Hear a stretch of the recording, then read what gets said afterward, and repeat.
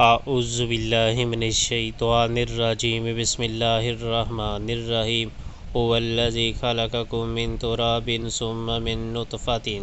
ثم من علقۃ ثم یخرجکم طفلا ثم لتبلغوا اشدکم ثم لتکونوا شیوخا ومنکم من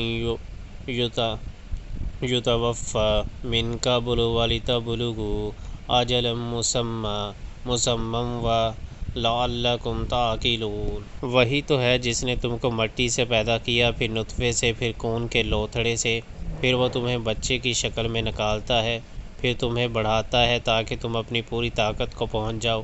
پھر اور بڑھاتا ہے تاکہ تم بڑھاپے کو پہنچو، اور تم میں سے کوئی پہلے ہی واپس بلا لیا جاتا ہے۔ یہ سب کچھ اس لیے کیا جاتا ہے تاکہ تم اپنے مقرر وقت تک پہنچ جاؤ، اور اس لیے کہ تم حقیقت کو سمجھو۔